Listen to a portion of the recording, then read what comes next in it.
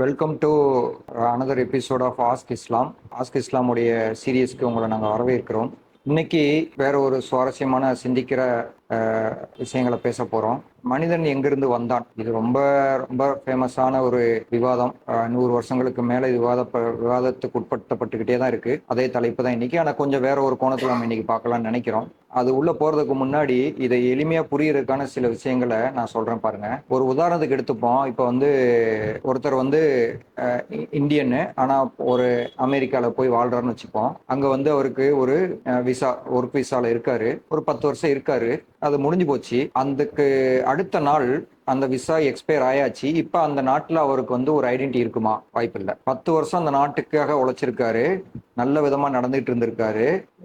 அவருக்கு அந்த ஐடென்டி ரெகக்னைசேஷன்லாம் இருந்துச்சு. அதே மனிதன் அதே நாட்டுல மறுநாள் இல்லீகல் ஆயிடுறாரு. அவரு சட்டப்படி அங்க வாழ்றதுக்கு தகுதி இல்லாதவரா மாறிடுறாரு.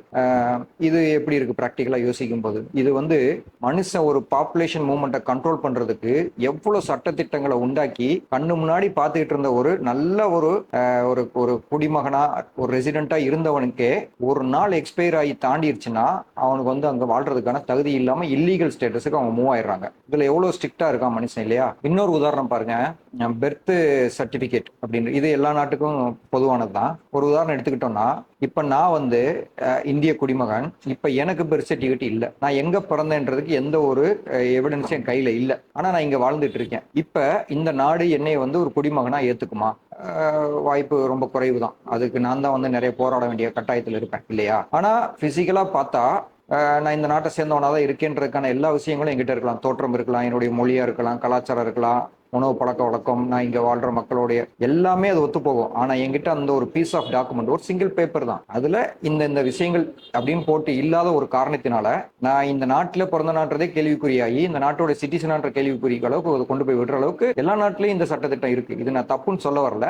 என்ன சொல்ல வரேன்னா, இது எவ்வளவு கண்ட்ரோல் வச்சிருக்கான் மனுஷன். ஒரு ஒரு ஒருத்தருடைய ஒரு மனிதனுடைய பிறப்பை பத்தி எவ்வளவு ஸ்ட்ரிக்டா வச்சிருக்கான், ஒருத்தருடைய குடியுரிமையை பத்தி எவ்வளவு ஸ்ட்ரிக்டான ஒரு கண்ட்ரோல் மெஷர்ஸ் வச்சிருக்கான். ஆனா மனித குலமே எங்க இருந்து வந்ததுன்ற அந்த ஒரு பெர்த் பிளேஸ், ஆர்ஜின் தெரியல. நல்லா பாருங்க, இது ஒரு தனிப்பட்ட மனிதன். நானு என்னுடைய ஒரு birth place, origin of country எங்கன்னு தெரியலனா பெரிய கேள்விக்குறி. நான் அந்த நாட்டுக்கு சம்பந்தப்பட்டவனா அப்படின்னு. ஆனா இந்த பூமியில வாழ்ந்துட்டு இருக்கிற இந்த மனித குலம், அதனுடைய ஆர்ஜின், பெர்த் பிளேஸ் என்னன்றதுக்கு இது வரைக்கும் 100% ப்ரூவ் பண்ணப்பட்ட ஆதாரப்பூர்வமான விஷயங்கள் கையில இல்ல.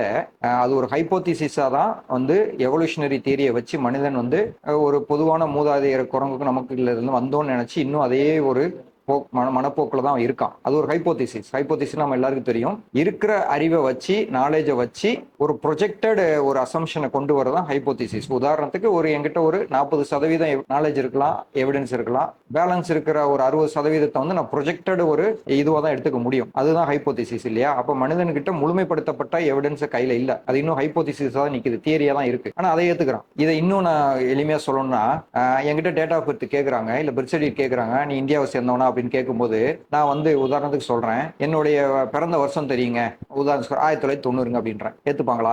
மாட்டாங்க. என்னுடைய மாசம் தெரியாது, தேதி தெரியாது.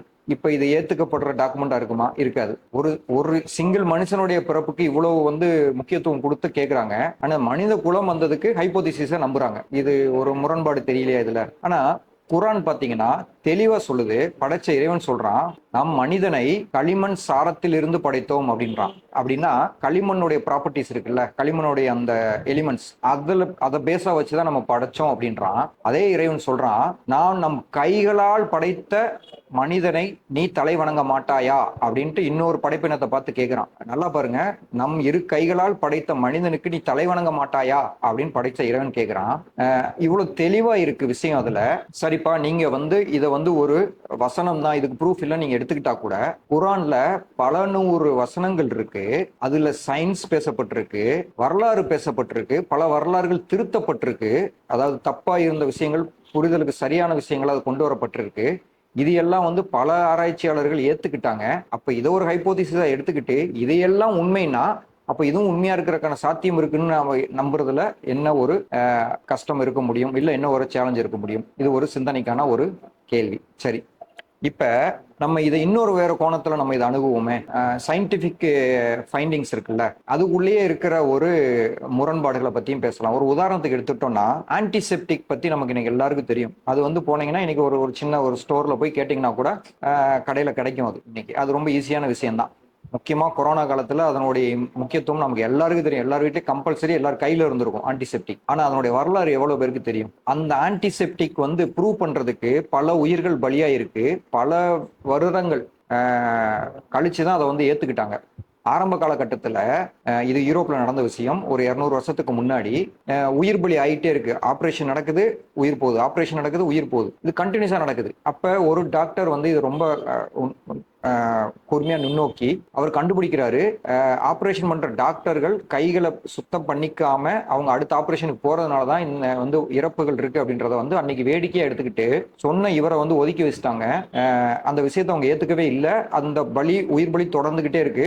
அப்புறம் எதிர்காலத்துல வர்ற இன்னொரு ஆராய்ச்சியாளர் அதை வந்து ப்ரூவ் பண்றாரு. இல்ல, கைகளை குளோரினால கழுவி இருந்தா நோய் தொற்று இல்லாம உயிர் பலியை தவிர்த்திருக்கலாம் அப்படின்னு கண்டுபிடிக்கப்படுது. அப்பதான் மனுஷன் அதை வந்து நம்ப வர்றான். ஆனா அது வரைக்கும் அவன் வந்து அவர் சொன்ன விஷயத்தை அவங்க ஏத்துக்கல. இப்ப இதே மாதிரிதான் குரான்ல வந்து மனிதன் எப்படி படைக்கப்பட்டான்றது தெளிவான விஷயங்கள் அதுல கூறப்பட்டு இருந்தாலும் இன்னைக்கு அதை ஏத்துக்கிறதுக்கு தயாரா இல்லாத மனிதன் நாளைக்கு ஒரு சந்தர்ப்பத்துல அது தெரிய வரும்போது நம்மளுடைய நிலை என்ன? அது எத்தனை வருடங்களுக்கு அப்புறம் தெரிய வரும்போது இல்ல உணரும் போது பின்னாடி திரும்பி பார்த்தா மனிதன் கையில வச்சிருக்கிற ஒரு விஷயம் என்னவா இருக்கும்னா ரிக்ரெட், வருத்தத்தை தவிர அவன் கையில வேற எதுவுமே அன்னைக்கு விட்டு போயிருக்காது. கரெக்ட் தானே? ஏன்னா நான் நம்ப மாட்டேன் அப்படின்னு இருந்தது ஒரு ஆன்டிசெப்டிக் மாதிரி.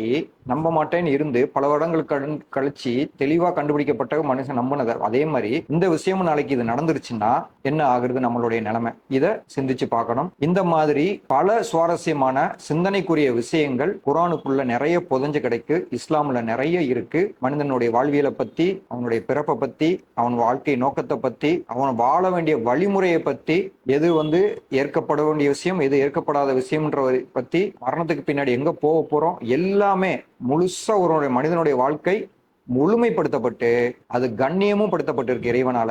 அதுதான் இஸ்லாம். இது மாதிரி சுவாரஸ்யமான இன்னும் நிறைய சிந்தனைக்குரிய விஷயங்களை பேசணும்னா ஆஸ்க் இஸ்லாம்ல நீங்க தொடர்பு கொள்ளுங்க.